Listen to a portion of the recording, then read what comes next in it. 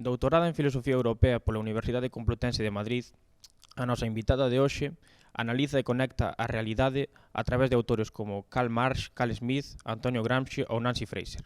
Deste xeito, ofrécenos interesantes reflexións sobre a incompatibilidade da democracia coa lógica capitalista, a viraxe cara a extrema dereita que sofre Europa e os seus mecanismos de reorganización e fidelización. Fronte a esta crise do neoliberalismo, pescuda solucións na hipótese nacional popular e neste senso tamén estuda as dificultades e impedimentos para a construción dun proxecto común en España. Bueno, Clara, bienvenida, un placer tenerte aquí con nosotros. Muchas gracias a vosotros, un placer estar aquí. Vamos a empezar la entrevista preguntando un poco sobre ti, sobre tu persona. Queríamos que nos comentaras un poco quién es Clara Ramas, tu biografía curricular, las líneas de estudio que abarcas y en qué situación te encuentras actualmente.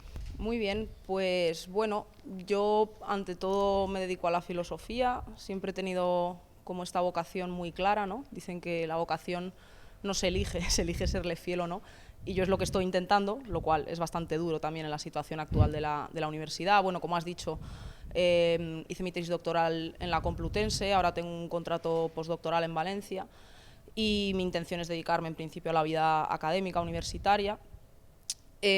Para mí el estudio de la filosofía también es algo que ha estado siempre muy ligado a la intervención, ¿no? También pública y al debate público.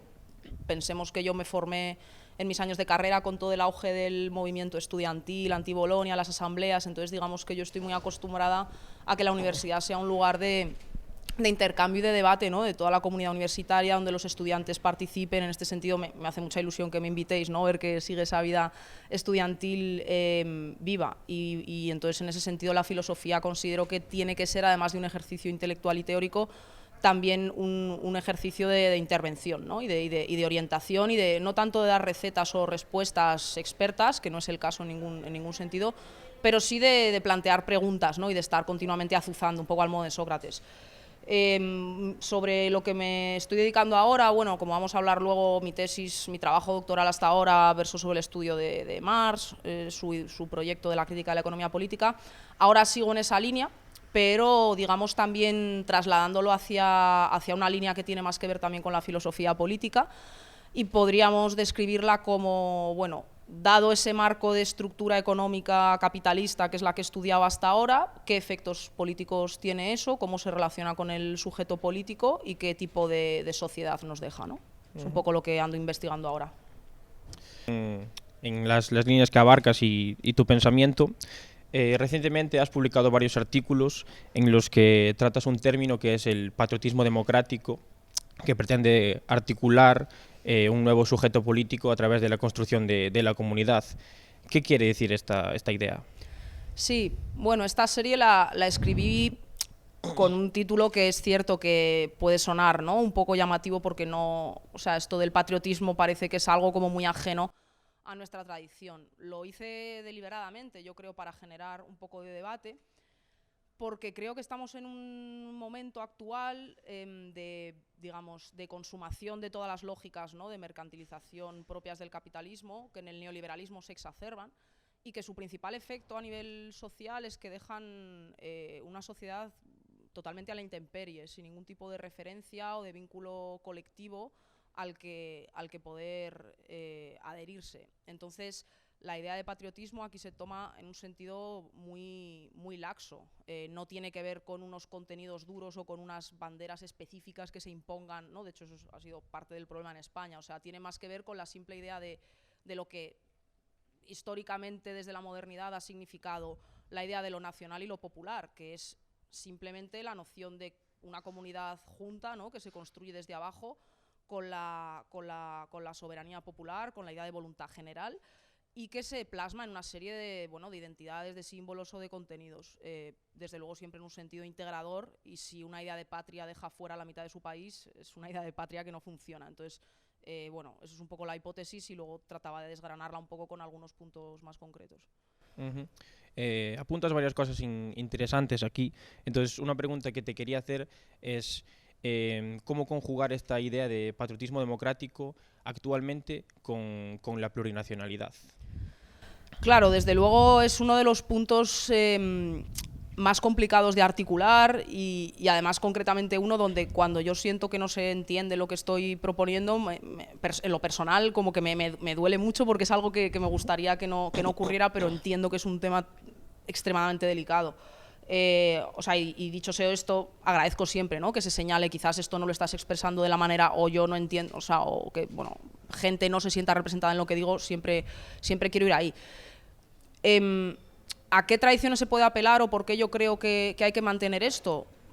Yo es que esto lo digo con todo el convencimiento, o sea, toda la tradición de los movimientos populares y de incluso revolucionarios, democráticos, que ha habido en España no funcionan si no se tiene en cuenta su dimensión de plurinacionalidad. O sea, es un hecho que nadie puede discutir que existen distintas formas culturales, lingüísticas, de costumbres, incluso distintas tradiciones de instituciones históricas, ¿no?, que existen en el territorio del Estado español y que no coinciden directamente con una administración, digamos, de poder central de Estado moderno. En una cierta medida, ese modelo francés fue en parte una traducción de un modelo que costó encajar, ¿no?, con la tradición que tenía España.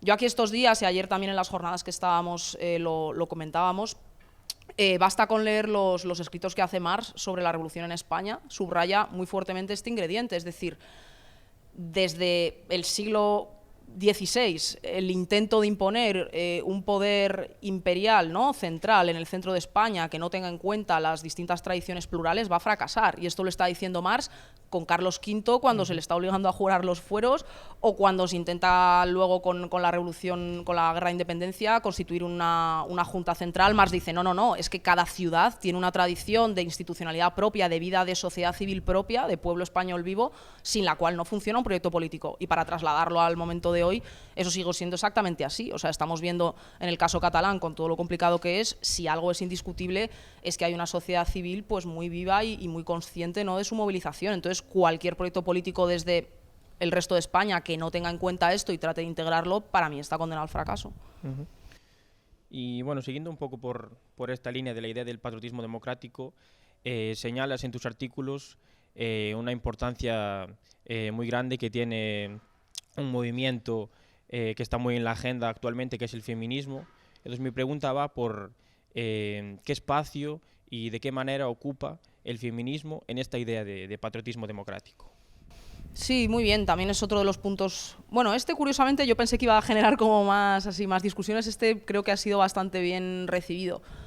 Para mí, a ver, el feminismo es el movimiento social principal, ¿no?, de los últimos años en España. Además, creo que marca lo que podemos llamar una excepción, ¿no?, una excepción ibérica o hispánica o española, como se quiera llamar, respecto del resto de países donde surgen fuerzas reaccionarias. En España, en lugar de eso, lo que surge es un movimiento feminista, ¿no?, desde el último año más o menos, que ha sido un muro, ¿no?, y un freno a estas derivas.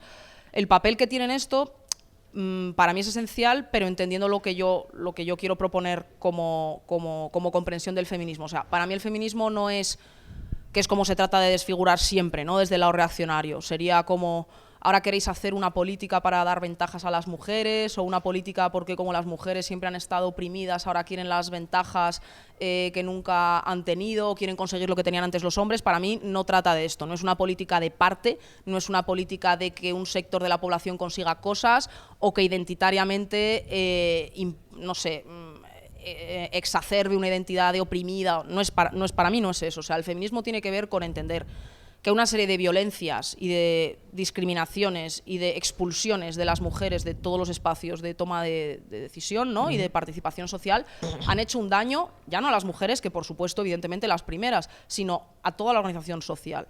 O sea, y que en esa medida hay un modelo de sociedad mejor para todos, pero no solo para las mujeres, para los hombres también, que necesariamente, inequívocamente tiene que ser feminista. O sea, porque el modelo anterior no feminista, patriarcal se puede llamar, como digo, no es algo que, además de victimizar y generar muertes, asesinatos, violencia, violaciones, agresiones contra las mujeres, también genera una serie de carencias a nivel social, ¿no?, como es el desprestigio del trabajo de cuidados, como es la exacerbación del proceso, ¿no?, productivo y solo centrado en el trabajo asalariado, como son unas relaciones entre géneros totalmente, bueno, tóxicas, insanas, una falta de implicación de los hombres en su vida familiar, ¿no? en su trato con sus propias familias. O sea, que hay una serie de cuestiones que el feminismo pone sobre el tablero y que sirven para organizar la sociedad entera de una manera que es mejor para todos, es mi idea.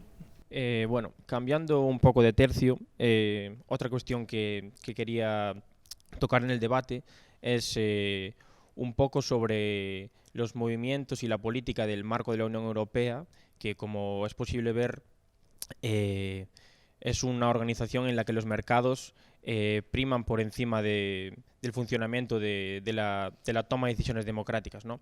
Hay un déficit democrático muy grande, también porque la separación entre los ciudadanos y las élites europeas que los representan es muy grande, ¿no? Entonces, dos preguntas quería hacerte en ese sentido. La primera, ¿cómo debe ser un movimiento transformador en este marco de la Unión Europea? Y segundo, si es posible, y si crees que sí es cierto que sea posible, ¿cómo unir una voluntad general que permita una toma de decisiones soberana en este marco tan tecnocrático que es la Unión Europea?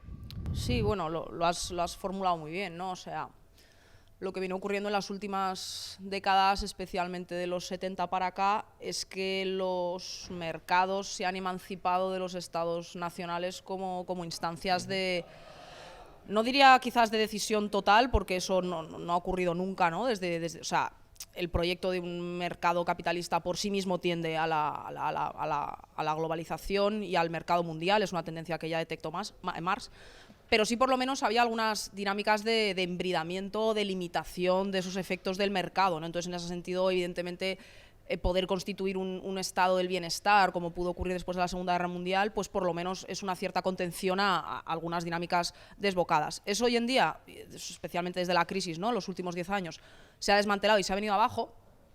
Y cómo responder o cómo articular una alternativa a ese secuestro, ¿no? a esa destrucción del elemento democrático. Yo creo que aquí la fórmula tiene que ser alianzas entre estados. O sea, es evidente que toda idea que pretenda volver, ¿no? como un repliegue reaccionario a un Estado-nación, digamos, autárquico, ajeno a todos los flujos de circulación, ¿no? de capitales y de personas, es utópico. O sea, en esa medida muchas propuestas que hacen algunos populismos reaccionarios simplemente, o sea, no es que ya sean deseables o no, es que son imposibles. Y por otra parte, la tradición internacionalista obrera o de izquierdas, en realidad siempre fue esto. O sea, la idea no fue constituir una especie de Estado cosmopolita, o como se plasmó en la práctica, fue trazando alianzas de apoyo y soporte mutuo entre naciones o entre pueblos o entre estados, ¿no? Entonces, yo creo que a día de hoy, y tal y como está la situación con la Unión Europea, hubiera sido muy importante poder constituir un polo en el sur de Europa, un polo mediterráneo, un polo que pudiera abarcar idealmente Grecia, Italia, España, Portugal. Eso se vino abajo porque digamos que Grecia hizo el intento como caballero solitario y bueno, con los desgraciados resultados que conocemos. Ahora Italia pues ha tomado la delantera a otro gobierno que, si bien es cierto que intenta plantar cara a Bruselas de cara adentro, luego tiene otras políticas, además de directamente xenófobas, también otras que son liberales, ¿no? Hablo del gobierno de Salvini, que es una especie de híbrido, ¿no? entre algunas políticas de Cinque Stelle, pero luego otras de la Lega que son directamente, bueno, el flat tax, o sea, que son concesiones a los pequeños empresarios y disciplinamiento de la mano de obra residente más precaria, ¿no? que suele ser mano de obra inmigrante, como, bueno, asume estas condiciones de trabajo de explotación absoluta o si no te vas fuera, o sea, que es una política inútil. La esperanza un poco sigue estando ahí, o sea, España, Italia son economías potentes, ¿no? de las que la zona euro no podría prescindir tan fácilmente, y luego, por supuesto, Portugal, que parece que nunca nos fijamos en ello, pero como que callando tiene ya un gobierno progresista y tiene ya un proyecto, ¿no? de políticas de bienestar y de protección, digamos, de la gente o de la población que va por allí. Entonces, el margen no puede, o sea, si la pregunta es, ¿podemos volver al Estado-nación autosuficiente, autárquico? No. Además responderé, tampoco ha sido así prácticamente casi nunca. Si la pregunta es, ¿cabe hacer alianzas? ¿Hay fuerzas hermanas con las que se pueda hablar? Yo creo que sí. Creo que en Francia la idea que tiene la Francia insumisa de Mélenchon es la misma, y creo que en esa Europa un poco del sur, incluyendo también incluso a Francia, se pueden marcar líneas importantes que desde la Europa del centro y del norte, ¿no?, de la Europa de Bruselas, tendrá que tener en cuenta. Has mencionado varios temas aquí que conducen a otra parte de la entrevista que quería tocar, porque me parece fundamental en la situación en la que vivimos.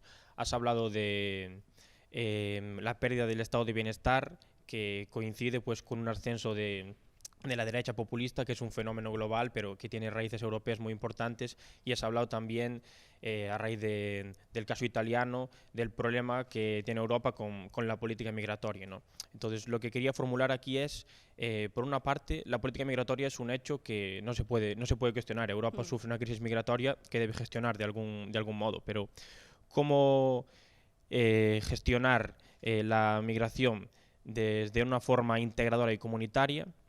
Y por otra parte, este ascenso de la derecha populista, que vemos que también tiene expresiones en incluso otros continentes, como puede ser Bolsonaro en Brasil, pero que tiene muchas raíces europeas, si tiene algún patrón global que pueda explicar este fenómeno. Vale, sí, son dos preguntas grandes. A ver, sobre el tema de la inmigración, creo que hay como dos excesos o dos líneas erróneas de enfocar el problema, que si nos quedamos con una de ellas, creo que perdemos la posibilidad de encontrar una opción razonable. Es evidente que esto es un problema que uno simplemente no puede negar que exista, o no puede decir que no hay nada que hacer con ello. Hay que hacer algo con ello. Pero a mi juicio, como digo, creo que es evidente que la receta de la derecha xenófoba, ¿no?, en el sentido de hay una invasión, hay que cerrar las fronteras de Europa, eso es algo irreal, porque Europa es ya hoy una sociedad plural, hay ya flujos de población, o sea, eso es una realidad, ¿no?, del mundo contemporáneo que no es elegible, que es así y ya está. Pero estaría un poco como la ilusión contraria, que es algo que señalaba un poco en los artículos también, que sería como pensar que, bueno, lo que ocurre es como que toda la población mundial quiere venir a Europa, que esto es una especie de paraíso, y que lo que hay que abogar es por asumir que cuanta más apertura mejor, porque todo el mundo básicamente quiere estar aquí. Creo que aquí de fondo hay como una ilusión como una especie de, un poco duro decirlo así, ¿no?, pero como una lógica un poco colonial inversa, ¿no?, como que todos los pueblos de la tierra querrían en realidad ser europeos. Leí hace poco un sociólogo de origen africano, congoleño y de Gabón, me parece también, que es Joseph Tonda, y es un sociólogo, y él explica un poco cómo culturalmente, cómo se entiende desde algunas poblaciones africanas que vienen a Europa, porque le decían, bueno, es que por una parte tenemos como el prejuicio de que allí todo el mundo se está muriendo de hambre y que la gente quiere venir aquí, ¿no? Entonces, como estos vídeos, ¿no?, xenófobos de quieren venir aquí a quitarnos lo nuestro, no sé qué. Entonces, Tonda lo que dice, no es así ni una cosa ni la otra. O sea, primero hay sociedades en África donde la gente tiene unas condiciones razonables de bienestar, parte de las que no la tienen, evidentemente, tiene que ver con el expolio y el saqueo que ha hecho Europa, ¿no?, en los siglos anteriores, y sobre todo lo que hay que entender es por qué quieren venir aquí, ¿no? Y él dice, muchas veces ellos saben que cuando vienen aquí van a estar en una situación de precarización absoluta, o sea, incluso muchas veces ni siquiera van a tener los derechos más básicos, no van a tener trabajo, pero sin embargo, para ellos, tal y como él lo explica, para su propio pueblo, tiene que ver como con la gesta de lograr salir, ¿no?, llegar a Europa y conseguir algo. Entonces hay aquí como una especie de foco de atracción. Él tiene un libro, además, que tiene mucho que ver, yo creo, con lo que estudiamos, ¿no?, en mi libro, que se llama Crítica a la sociedad de los deslumbramientos. Y deslumbramiento, fetiche, tiene que ver con esto. O sea, como que Occidente se ha erigido como una especie de centro irradiador del consumo, y eso genera que haya como un afán de querer acceder ahí, pero luego la gente se encuentra con que no tiene no hay una situación de bienestar que pueda tenerlo. Entonces, lo primero que hay que entender es que, los pueblos tienen sus situaciones, tienen sus identidades, tener que llegar a Europa y renunciar a ellas tiene una parte de drama, o sea, con lo cual el desprecio xenófobo simplemente es miserable. Pero la otra parte que hay que entender también es que, bueno, o sea, aquí tiene que haber un equilibrio, ¿no? Entre, por una parte, ayudar a paliar el efecto de expulsión en los países que están asolados por guerras y catástrofes económicas, que tienen mucho que ver con lo que ha hecho Occidente, o sea, apoyo total y tarea de reconstrucción. Y respecto de la política de recepción, evidentemente tiene que estar regulada de algún tipo, pero en fin, entiendo que hay situaciones, ¿no? de, bueno, en fin, de refugiados de guerra o de personas en situación dramática humanitaria que tampoco puede negarse. Pero como digo, o sea, me molesta un poco esta especie en la izquierda a veces, como esta especie de superioridad de, bueno, es que es normal, ¿no? Que quieran, como además, como si aquí solamente pudiera, o sea, en realidad se les puede ofrecer consumo, ¿no? Porque tampoco hay unas condiciones de bienestar.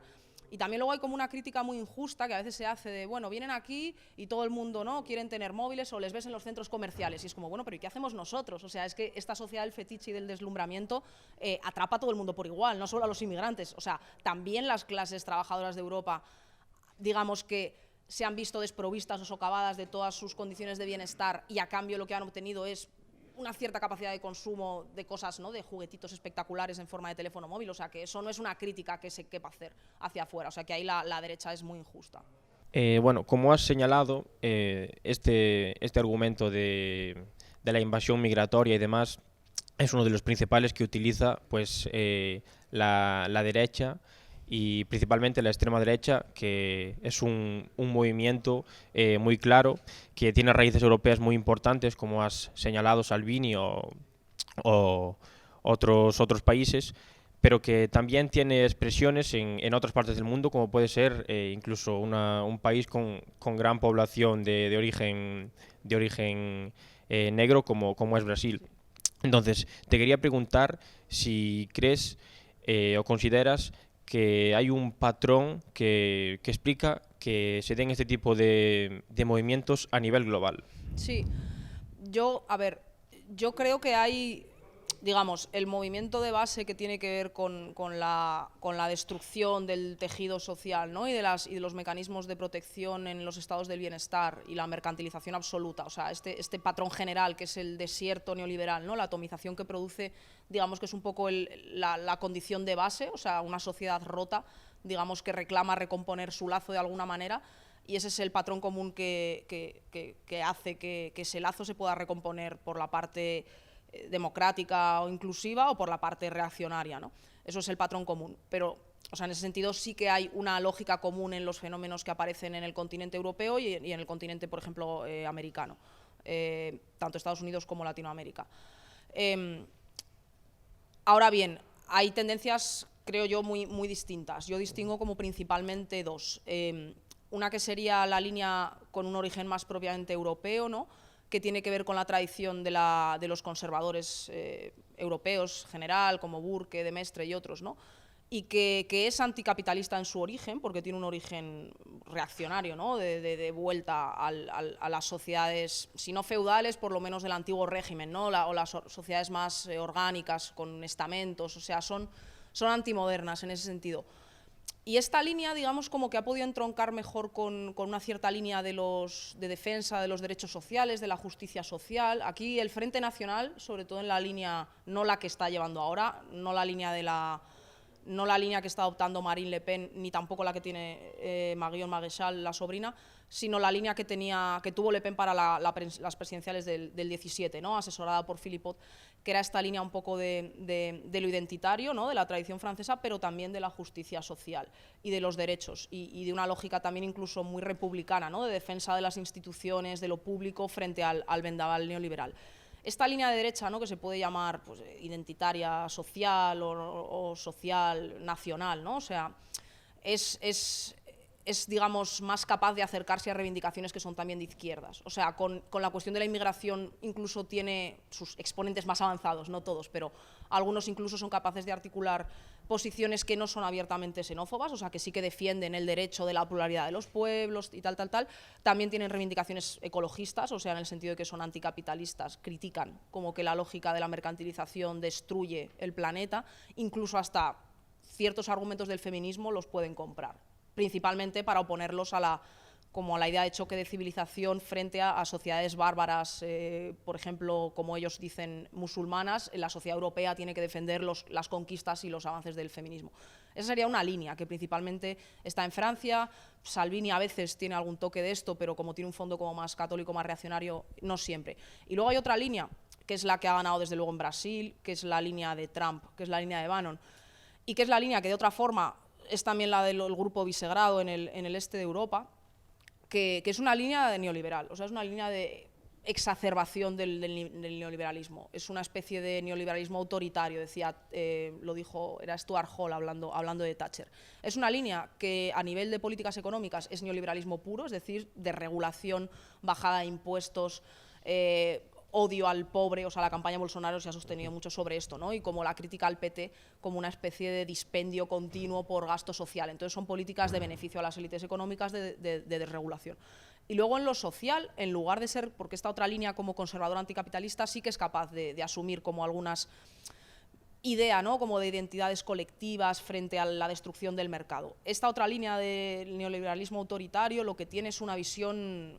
en realidad son herederos de los neoconservadores americanos de los 50, entonces tienen en lo moral una visión absolutamente reaccionaria, son antifeministas fervientes, están todo el día con esto de la ideología de género, el marxismo cultural, en fin, o sea, no sé, invenciones, ¿no?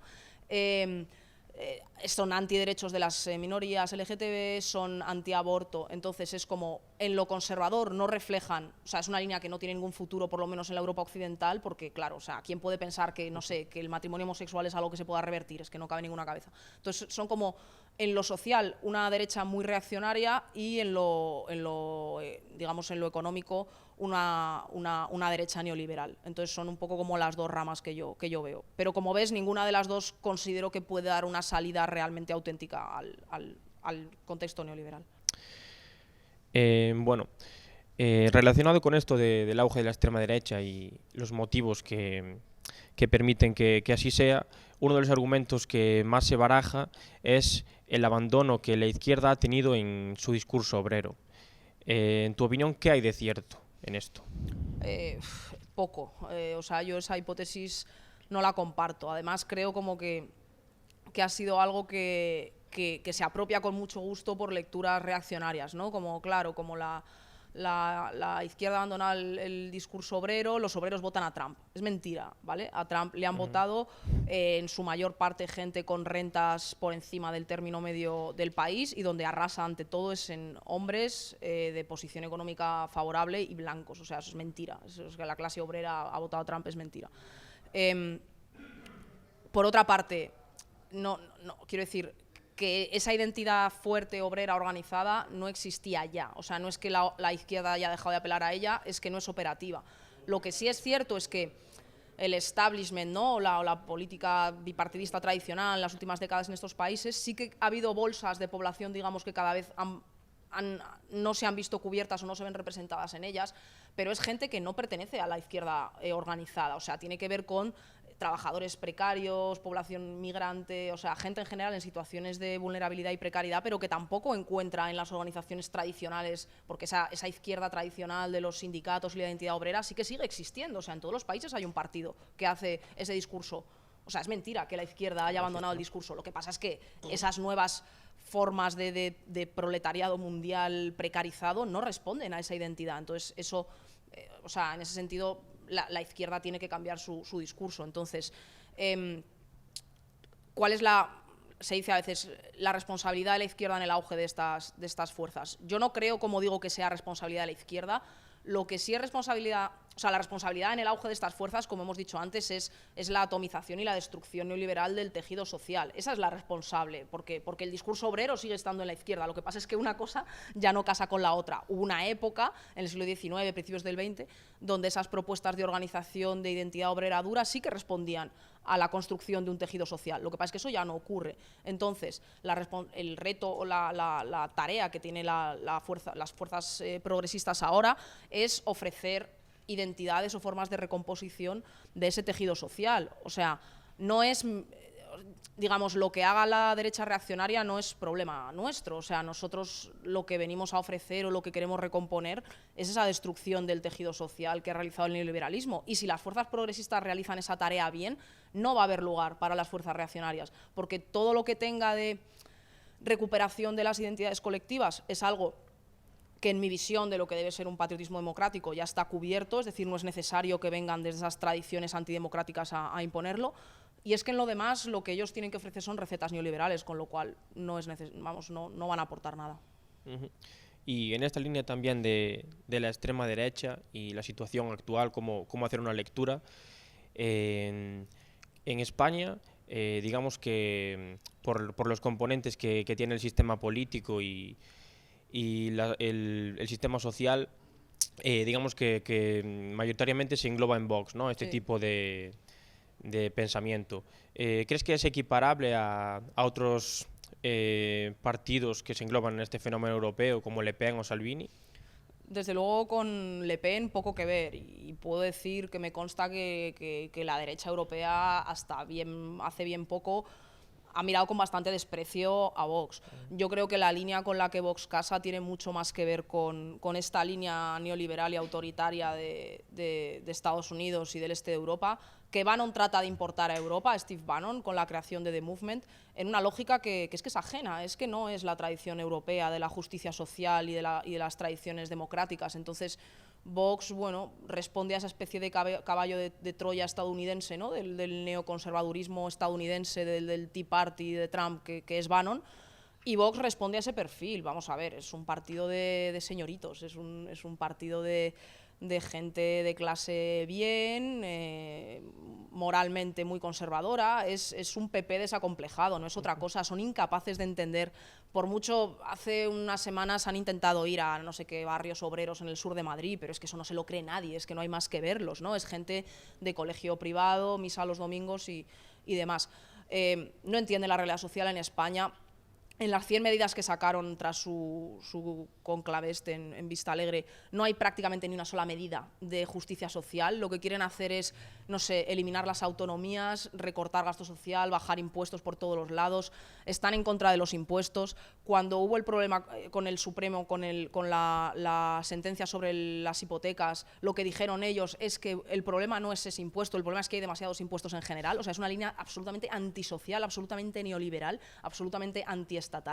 Y luego, con el tema plurinacional, por supuesto, son absolutamente incapaces de entender la realidad española. O sea, tú escuchas a Abascal hablar sobre Cataluña. Hace poco le escuchaba una entrevista que le decían, ¿usted cómo piensa seducir a esos millones de catalanes que es que no sienten que pertenezcan a España? Y él dijo, a mí me da igual, yo no quiero hacer nada con ellos, que se vayan. Dice, eso sí, no le daremos nada de territorio español. O sea, es como, ¿quieres expulsar a 2 millones de personas? O sea, porque consideras que el territorio es una especie de patrimonio tuyo, pero es que no le importan los españoles, no le importan los catalanes, le importa un proyecto muy estrecho que se deja a la mitad de la gente fuera. Entonces, yo lo coloco totalmente en el eje Bannon, Estados Unidos, neoliberalismo.